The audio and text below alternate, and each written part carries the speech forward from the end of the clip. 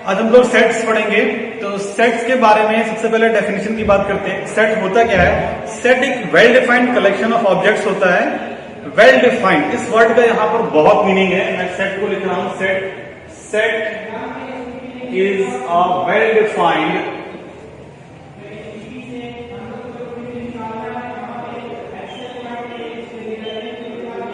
collection of objects। Set well defined collection of objects है। इसका मतलब क्या है? वेल डिफाइंड वर्ड को पहले समझते हैं। ये सबसे इंपॉर्टेंट चीज है सेट में। वेल डिफाइंड है कि अगर मैं आपसे पूछता हूं कि मुझे एक कलेक्शन दीजिए दुनिया के 10 बेहतरीन क्रिकेटर्स का, तो आप क्या इस कलेक्शन का आंसर हर एक पॉइंट ऑफ टाइम पे एंड हर एक लोकेशन पे सेम होने वाला है? नहीं। इंडिया में रहने वाला आदमी उसका आंसर अलग देगा, ऑस्ट्रेलिया में रहने वाला आदमी उसका आंसर अलग देगा। तो ये जो मैंने बात की है कि this is not a well defined collection. हो सकता है कुछ लोग रिकी पॉन्टिंग को उस कलेक्शन में रखें, हो सकता है कुछ लोग MS धोनी को उस कलेक्शन में रखें, हो सकता है कुछ लोग इन दोनों को ही उस कलेक्शन से बाहर रखें, और हो सकता है अगर आप जो एक एजेड आदमी है वो बोलेगा नहीं कपिल देव को उस कैटेगरी में होना चाहिए। तो ये एक वेल डिफाइंड कलेक्शन नहीं है। लेकिन अगर मैं आपसे पूछता हूं कि tell me first 3 prime numbers, तो हर एक का आंसर 2, 3 एंड 5 होगा। नो डाउट, इसमें कोई भी चेंज नहीं होगा। चाहे आप अभी पूछें, 10 साल बाद पूछें, या ऑस्ट्रेलिया में पूछें या इंडिया में पूछें, तो that is a well defined collection. तो ऐसे कलेक्शन को ही हम लोग सेट बोलेंगे। क्लियर अपनी बात? अब सेट को समझने के बाद कि सेट होता क्या है, कुछ एग्जाम्पल लिख लेते हैं हम लोग सेट्स के। और सबसे बेसिक एग्जाम्पल सेट के, जिन सेट को मैं लिखने वाला हूं आपको याद रखना है, और इनफेक्ट अगर आपने नहीं देखे हैं और पहली बार देख रहे हैं तो उसको मेमोरी में बिल्कुल फिट कर लेना है। तो सबसे पहले नंबर लाइन आप सबने देखा होगा। तो नंबर लाइन में कुछ बहुत इंपॉर्टेंट सेट है जिसको मैं लिस्ट आउट कर रहा हूं। सेट ऑफ नेचुरल नंबर्स, सबसे पहले आपको इसको मालूम होना चाहिए। Set of natural numbers,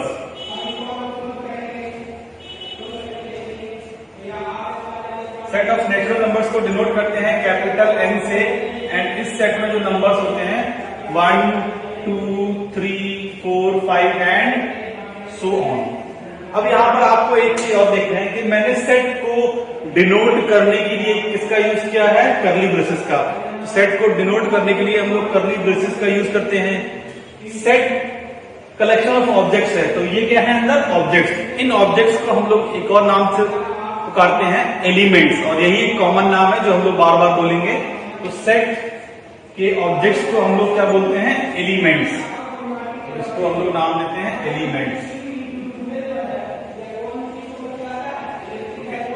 and set को यूजुअली डिनोट करते समय जो एलिमेंट्स लिखते हैं, छोटे एलिमेंट्स लेफ्ट में लिखते हैं, बड़े एलिमेंट हम लोग राइट में लिखते हैं।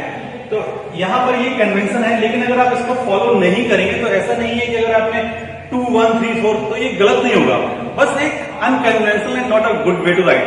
अगर आपको एक अच्छे प्रॉपर तरीके से लिखना है तो हम लोग यूजुअली छोटे नंबर लेफ्ट में लिखते हैं, बड़े नंबर राइट में लिखते हैं। ये कन्वेंशन हम लोग फॉलो करते हैं। ये पहला हमारा इंपॉर्टेंट सेट हुआ। इसके बाद सेट ऑफ होल नंबर्स,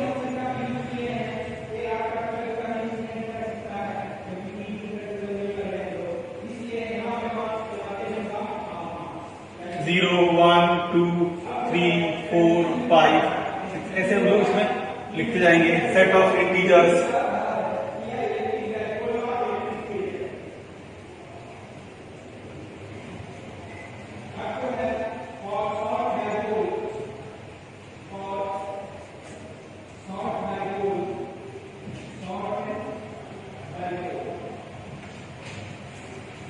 ये कुछ इंपॉर्टेंट सेट्स हैं जिसको आपको याद भी रखना चाहिए और ये मालूम भी होना चाहिए। एंड अगर मैं बात करता हूं set of non negative integers, तो that is set of whole numbers. Non negative में कौन से नंबर आएंगे जो नेगेटिव नहीं है? And obviously 0 is not a negative number and 0 is neither positive number.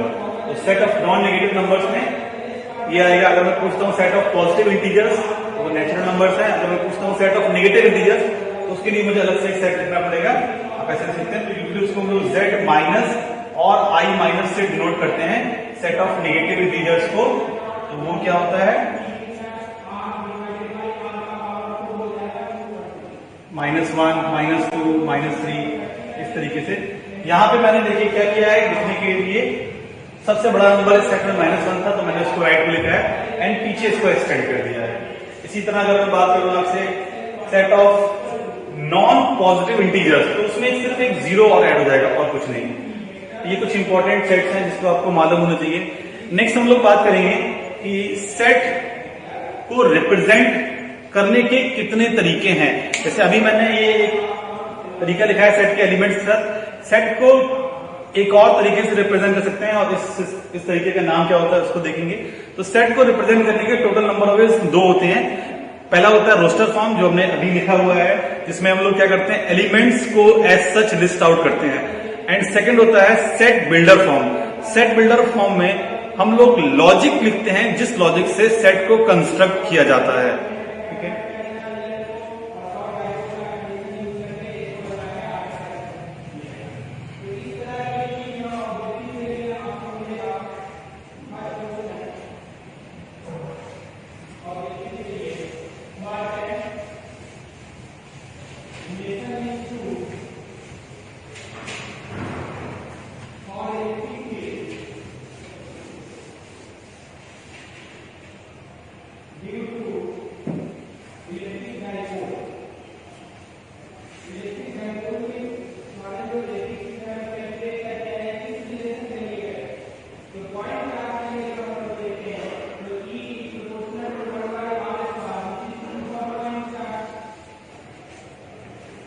Next देखते हैं सेट को हम लोग कैसे रिप्रेजेंट करते हैं। तो सेट को रिप्रेजेंट करने के 2 तरीके होते हैं। पहला तरीका होता है रोस्टर फॉर्म एंड दूसरा तरीका होता है क्या, set builder form.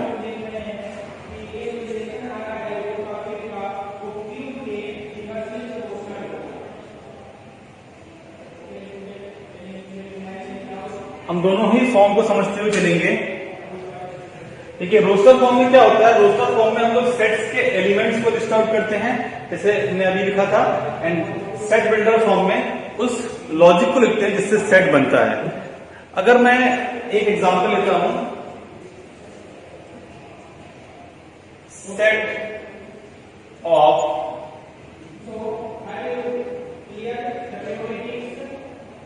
Prime numbers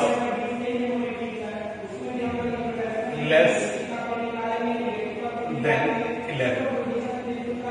तो अगर इस सेट को हम लोग रोस्टर फॉर्म में लिखना चाहेंगे तो इस तरीके से लिखेंगे, कर्ली ब्रेसेस का यूज करेंगे। And set of prime numbers, तो प्राइम नंबर्स क्या होंगे, 2, 3, 5, 7, 9 नहीं होगा, 10 नहीं, और 3 की तरह एंड हो जाएंगे। तो ये जो 4 एलिमेंट्स हैं इनसे मिलकर हमारा सेट बनेगा। This is set of prime numbers less than 11। लेकिन अगर मुझे इसी सेट को रोस्टर फॉर्म में लिखना है तो मैं ऐसे लिखूंगा, x सच दैट, ये कोलोन, इसको सच दैट पढ़ते हैं, x such that x is a prime number less than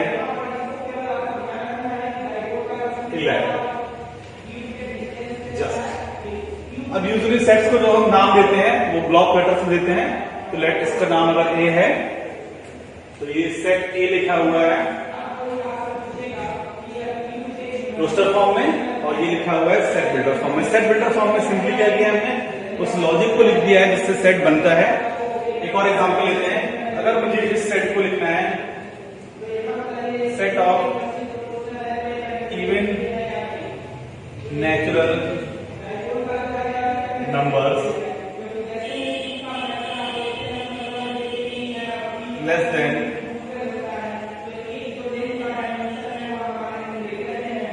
12। Suppose इस सेट को नाम देते हैं बी। इसको सेट बिल्डर फॉर्म में कैसे लिखेंगे, set of even natural numbers, तो इवन भी होना चाहिए और नेचुरल नंबर भी होना चाहिए। तो स्टार्ट फ्रॉम 2, 4, 6, 8, 10, सिर्फ कितने नंबर आएंगे। एंड अगर इसी को हम लोग सेट बिल्डर फॉर्म में लिखना है तो हम लोग क्या लिखेंगे, x such that x equal to n belong belongs to natural number n greater than और इक्वल टू 1 लेस देन और इक्वल टू 1। अब आप सोच सकते हैं कि मैंने यहाँ पे ऐसा क्यों लिख दिया, पहले ऐसे लिखा था। तो यहाँ पर ये जो रिप्रेजेंटेशन है वो यूनिक नहीं होता है सेट बिल्डर फॉर्म का। आप इसको बहुत तरीके से रिप्रेजेंट कर सकते हैं, ये आपके ऊपर डिपेंड करता है। इनफैक्ट इसी का एक और रिप्रेजेंटेशन ये भी हो जाएगा और दोनों ही सही कहलाएंगे। अगर मैं लिख दूं x such that x is even natural number less than 12। ये दोनों ही बातें सही हैं। सेट बिल्डर फॉर्म में इतने भी लॉजिक हो सकते हैं एक सेट को कंस्ट्रक्ट करने के, और सारे के सारे लॉजिक सही भी हो सकते हैं। तो आपको इस चीज को याद रखना है कि सेट बिल्डर फॉर्म में गिवन रोस्टर फॉर्म से अगर कन्वर्ट करना है सेट बिल्डर फॉर्म में, तो जरूरी नहीं है कि वो एक ही यूनिक नोटेशन आएगा। मल्टीपल वेज हो सकते हैं सेट बिल्डर फॉर्म को लिखने के, जैसे मैं यहाँ पे 2 तरीके से उसको लिख के दिखाया हुआ है। अब इसमें कुछ क्वेश्चंस प्रैक्टिस करते हैं हम लोग। अच्छा, यहाँ पर एक और चीज आपको नोट करके ध्यान रखना है। अगर कोई एलिमेंट सेट के अंदर है, जैसे आप अगर देखता हूं कि 2 3 5 7, तो इसको हम लोग इस तरीके से लिखते हैं कि 2 belongs to set A, that is 2 belongs to set A. और अगर कोई एलिमेंट सेट में नहीं है, तो उसको हम लोग लिखेंगे, फॉर एग्जाम्पल इसमें 8 नहीं है तो 8 does not belongs to set A. क्या बोलेंगे इसको? 8 does not belongs to set A. ठीक है, ये नोटेशन आपको याद रखना है। दिस इज बिलोंग्स टू अगर कोई एलिमेंट है, this is does not belongs to अगर कोई एलिमेंट नहीं है।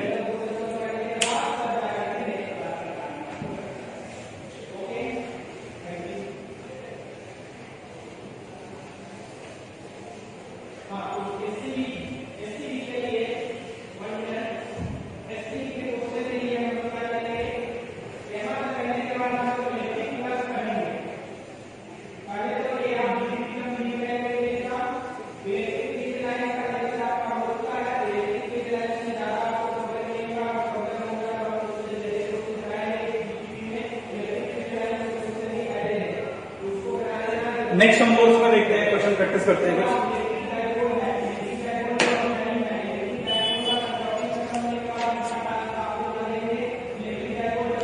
मैं एक सेट लिख रहा हूं, आपको उसको सेट बिल्डर फॉर्म में कन्वर्ट करना है।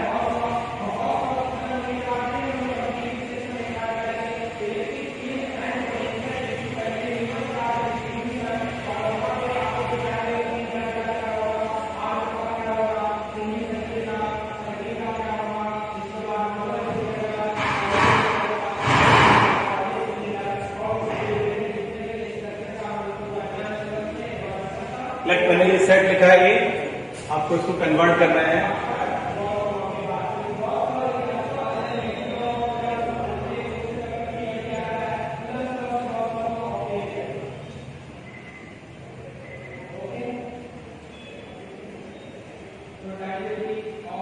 Convert in set builder form.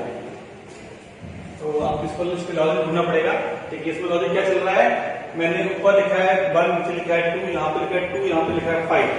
तो 2 का स्क्वायर होता है 4, तो ये लिखा है 4 + 1। 3 का स्क्वायर होता है 9, तो ये लिखा है 9 + 1। सिमिलरली बाकी नंबर्स में लिखा हुआ है। तो इस सेट को हम लोग लिख सकते हैं in set builder form A is equal to x such that x is equal to n upon n square plus 1, n belongs to n, and n की वैल्यू कहां से कहां तक गई है? 1 से लेके 7 तक। n is greater than or equal to 1, less than or equal to 7। ये हो जाएगा हमारा representation in set builder form. अब उसके बाद मैं एक क्वेश्चन लिख रहा हूं आपको मैच। तो मैं यहां पर कुछ सेट लिखूंगा लेफ्ट में और कुछ सेट राइट में। एक तरफ रहेगा सेट बिल्डर फॉर्म, एक तरफ रहेगा रोस्टर फॉर्म। आपको मैच करना है कि कौन सा किस फॉर्म से मैच कर रहा है।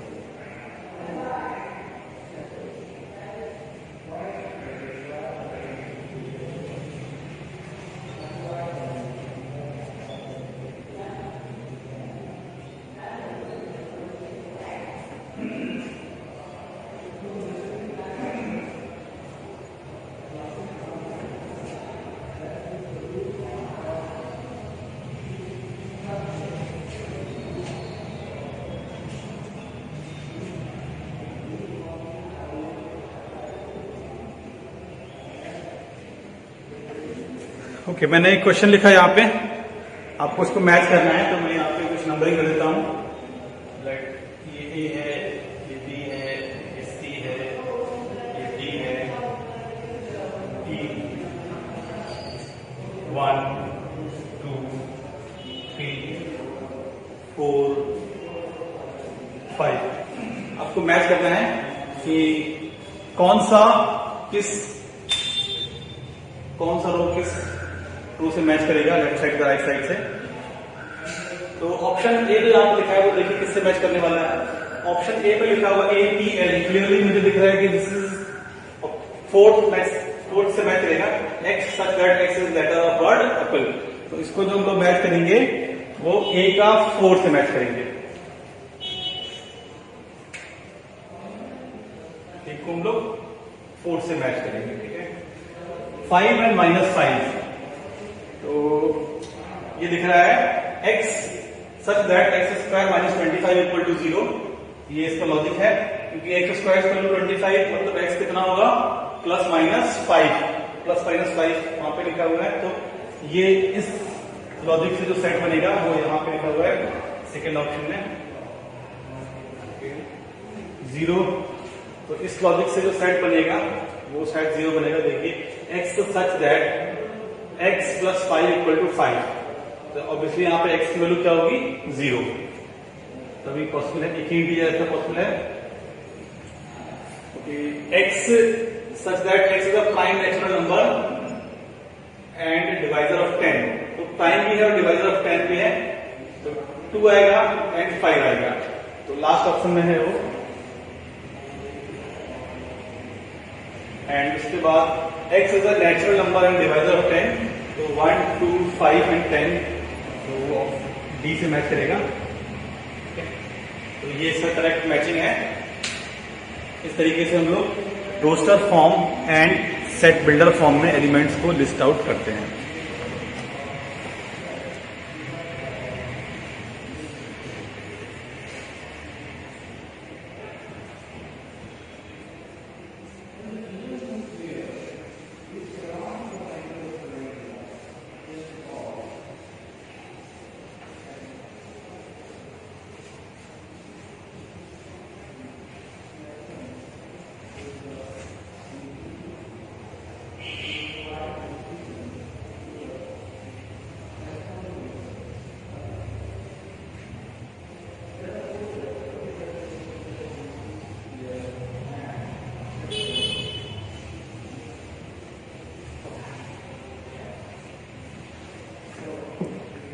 नेक्स्ट क्वेश्चन लिखिए,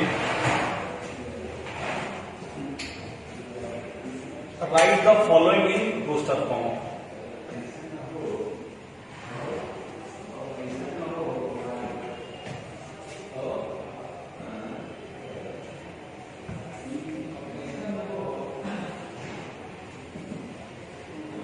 मैं यहाँ पे नीचे 2 सेट लिख रहा हूं सेट बिल्डर फॉर्म में, एंड आपको उसको रोस्टर फॉर्म में कन्वर्ट करना है।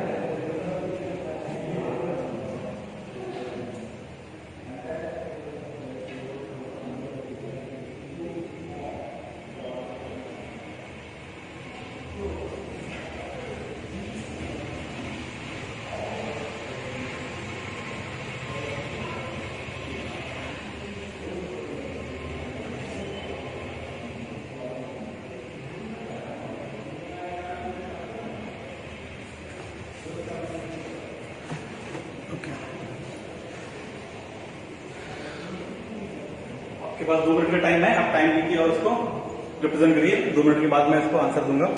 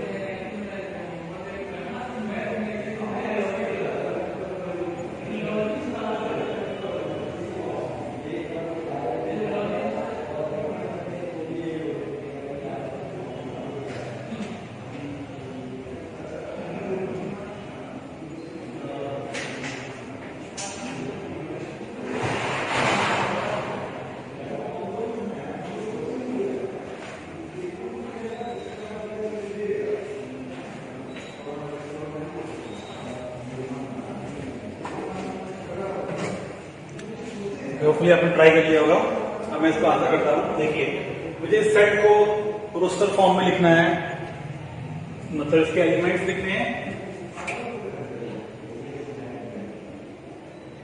देखिए, फर्स्ट का आंसर जो होगा, तो पहला एलिमेंट इस सेट में क्या होगा, वो ऑलरेडी दिया हुआ A1 is 2 and n is natural number.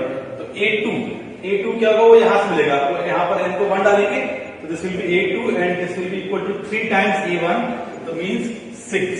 यहां पर देख सकते हैं लॉजिक क्या चल रहा है कि next number n+1 is 3 times the an। तो जो आगे वाला नंबर है वो पीछे वाले नंबर का 3 टाइम्स है।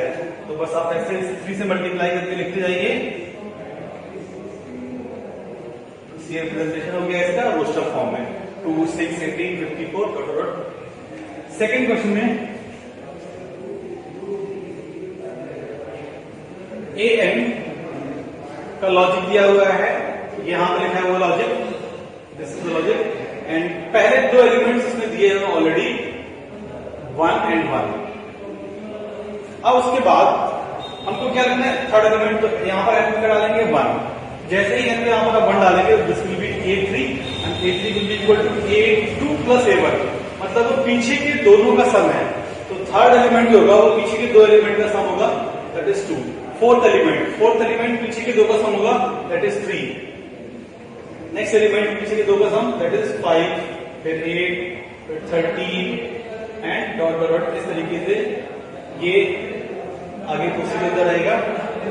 तो इस जो सेकंड लिखा है, इसका एक नाम भी होता है, अगर आपने कभी सुना है, दैट इज फिबोनाची सीरीज या फिबोनाची सीक्वेंस बोलते हैं। उस एलिमेंट्स के ऑर्डर को 1, 1, 2। ओके,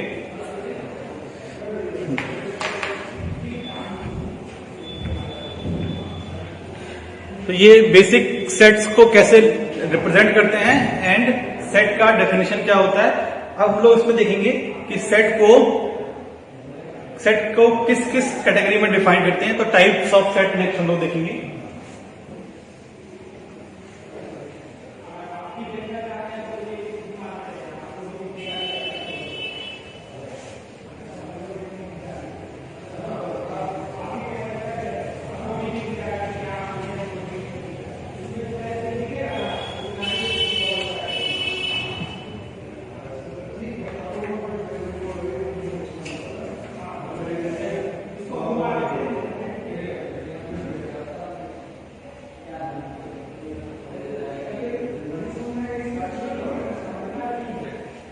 टाइप्स ऑफ सेट में सबसे पहला सेट देखेंगे एम्प्टी सेट।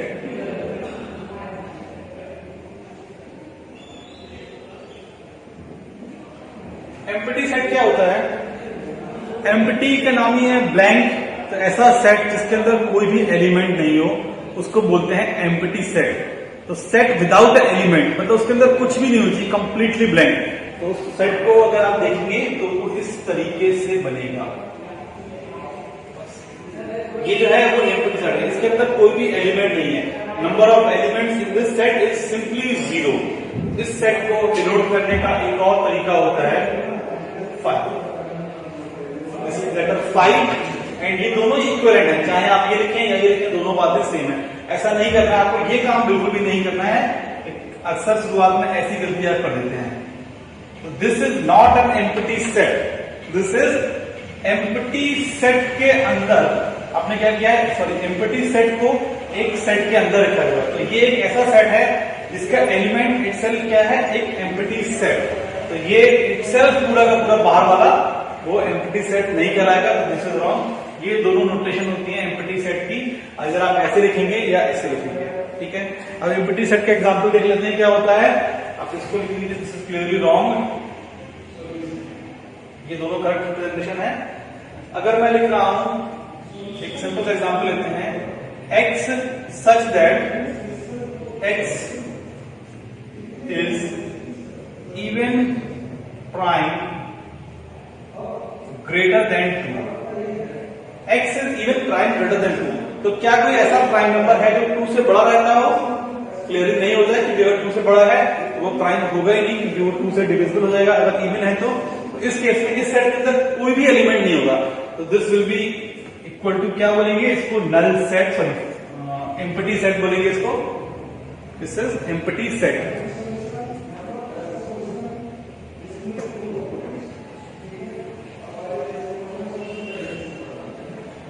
नेक्स्ट एक और डेफिनेशन है जो आपको याद रखनी है, cardinal number of a set.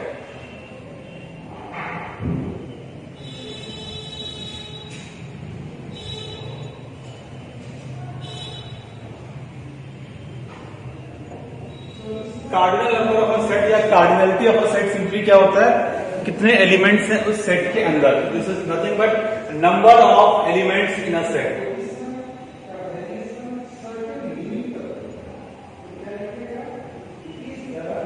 Number of elements in a given set. अगर मैं सेट ए लिख रहा हूं कोई इस टाइप से 1 2 3 4, तो इसकी कार्डिनलिटी या कार्डिनल नंबर को डिनोट करते हैं ऐसे n ऑफ ए से, and this will be equal to 4 क्योंकि यहाँ पे 4 एलिमेंट है।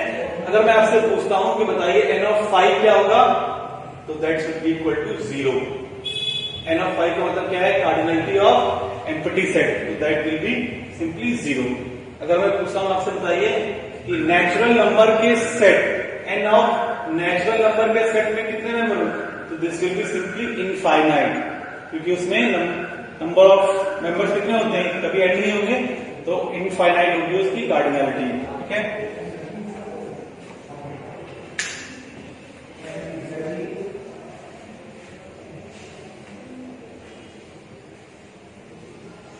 इसको हम लोग यूजुअली ऐसे लिखना नहीं चाहिए, इसको बोलना चाहिए cardinality is not defined, infinity is not a number. तो इक्वलिटी नहीं लिखने का कोई सेंस नहीं बनता है वहां पे। मैंने जस्ट फॉर आपको बताने के लिए लिखा हुआ है कि इन्फिनिटी मतलब क्या है कि उस सेट में इन्फिनिटी मेंबर्स हैं, इन्फिनिटी नंबर्स हैं। अब बेस्ड ऑन नंबर हम लोग दो कैटेगरी में और डिफाइन कर सकते हैं। एक होता है singleton set. Singleton set simply ऐसा सेट जिसकी कार्डिनलिटी 1 है, मतलब उसके कार्डिनल नंबर क्या है 1, तो उसमें कितने एलिमेंट होंगे, सिर्फ और सिर्फ एक। ठीक है, तो ये सिंपली क्या है, a set having a single element.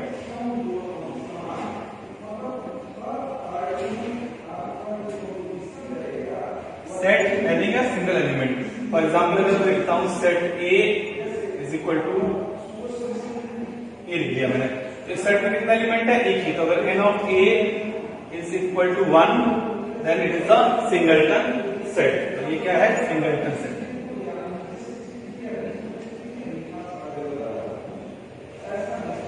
इसी तरह नेक्स्ट आगे हम लोग दो सेट और डिफाइन कर सकते हैं कि फाइनाइट सेट क्या होता है एंड इनफाइनाइट सेट।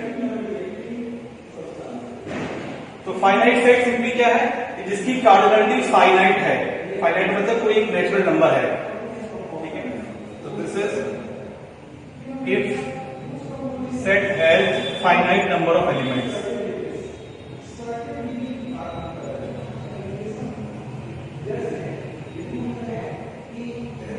इस केस में क्या होगा, n ऑफ a जो रहेगा that will be a natural number.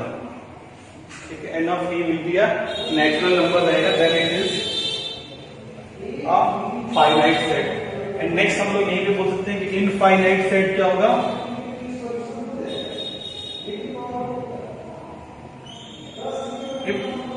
Cardinality of set is infinite, या वहां पे बोले कि इनफाइनाइट मेंबर्स हैं, उसको हम लोग बोलेंगे infinite set.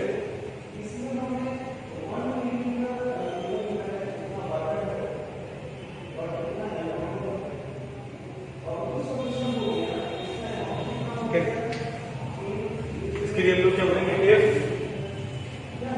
Set has infinite elements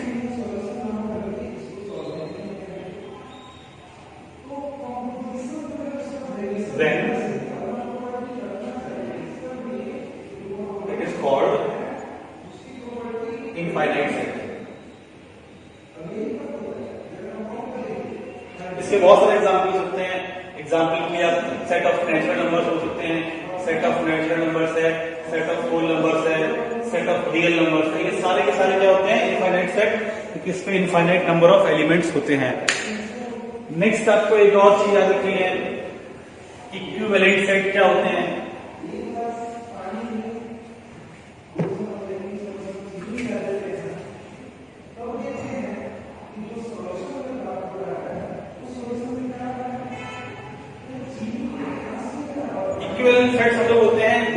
की अगर कार्डिनलिटी सेम है, अगर कार्डिनल नंबर दोनों सेट का सेम है, then it is called equivalent set. A and B are equivalent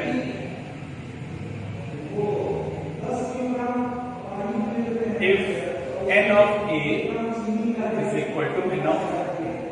यहाँ पे एलिमेंट्स क्या है इससे कोई मतलब नहीं है, नंबर ऑफ एलिमेंट्स सेम होना चाहिए। अगर नंबर ऑफ एलिमेंट सेम है then it is called equivalent set. अगर मैं एक सिंपल सा एग्जांपल लेता हूं, अगर मैं एक सेट लिख रहा हूं A जिसके एलिमेंट्स हैं A, B and C, and set B लिखा है जिसके एलिमेंट्स हैं 1, 2, 5, तो इस n ऑफ A कितना है 3, n ऑफ B कितना है 3। These are equivalent set. यहाँ पर आपको इस बात का ध्यान रखना है कि आप इनफाइनाइट वाला केस कंसीडर नहीं करेंगे। ऐसा नहीं बोलना है कि set of natural number and set of whole numbers are equivalent set, ऐसा नहीं बोलेंगे। बस फाइनाइट होनी चाहिए तभी हम लोग कंपेयर करेंगे उसको। तो ये दोनों कैसे हैं, इक्विवेलेंट सेट हैं। नेक्स्ट देखते हैं इक्वल सेट्स क्या होते हैं।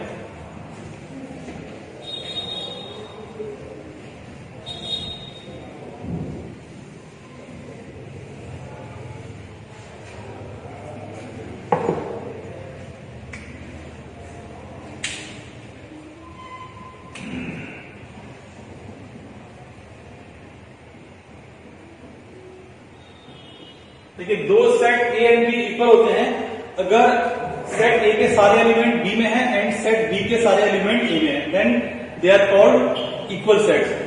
बेसिकली सिंपली वो एक जैसा सेट होंगे, दोनों का नाम ही इक्वल सेट। तो ए के सारे एलिमेंट बी में होंगे एंड बी के सारे एलिमेंट ए में होंगे। A and B are called equal set. A and B are equal sets if, तो इसको मैं थोड़ा मैथमेटिकल फॉर्म में लिख रहा हूं।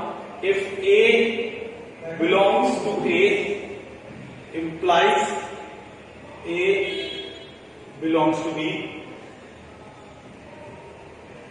and B belongs to B implies B belongs to A। इसका मतलब क्या है देख लीजिए आप। If element A belongs to set A, this also belongs to set B, and if elements B belong to set B, this also belongs to set A। तो इसको हम लोग बोल देंगे दिस इज अ, मतलब वही चीज मैथमेटिकल फॉर्म में लिखा है कि अगर सेट A में एलिमेंट है तो B में होगा और B में है तो A में होगा। उसको हम लोग क्या बोलेंगे equal set. For a moment अगर मैंने ये लिख लिया, देखिए x equal to 1 and 2 and set B में लिख रहा हूं x such that x is root of x square minus 3x plus 2। तो अगर आप इसके रूट्स निकालेंगे x square minus 3x plus 2 equal to 0। अगर आप इसके रूट्स निकालेंगे तो इसके रूट्स क्या आएंगे 1 एंड 2। तो दे आर ऑलवेज, दोनों में सेम नंबर ऑफ एलिमेंट्स हैं। तो 1 अगर सेट ए में है क्या 1 सेट बी में होगा, ऑब्वियसली सेट बी में होगा क्योंकि 1 is the root of this equation. 2 obviously 2 भी इसमें होगा क्योंकि 2 is also root of this equation. And similarly इसके जो रूट्स हैं वो ऑलरेडी यहाँ पे लिखे हुए हैं। तो सेट ए एंड बी के एलिमेंट्स एक दूसरे में एग्जिस्ट करते हैं, तो ये दोनों कैसे हैं इक्वल सेट्स। आपको ध्यान रखना है अगर एक भी एलिमेंट के लिए ये रूल फेल होता है तो they are not equal set. Suppose अगर मैंने लिख दिया यहाँ पे कुछ भी चेंज कर दिया, अगर यहाँ पे 3 भी मैंने ऐड कर दिया ऐसे, तो अब ये दोनों इक्वल सेट्स नहीं होंगे क्योंकि 3 जो है वो बी में नहीं है। तो इस बात पर आपको ध्यान रखना है। Okay, that's it for today. हम लोगों ने आज क्या क्या देखा, सेट का डेफिनेशन क्या होता है, सेट को किस तरीके से रिप्रेजेंट कर सकते हैं रोस्टर फॉर्म में एंड सेट बिल्डर फॉर्म में। एंड फिर हमने उसके बाद देखा है कि एम्प्टी सेट क्या होता है, सिंगलटन सेट क्या होता है, इनफाइनाइट सेट क्या होता है, फाइनाइट सेट क्या होता है, इक्विवेलेंट सेट क्या होते हैं, सेट्स दो इक्वल का होते हैं, सेट्स का कार्डिनल नंबर क्या होता है। ये सारी चीजें हमने देखी हैं। नेक्स्ट क्लास में हम लोग आगे कंटिन्यू करेंगे।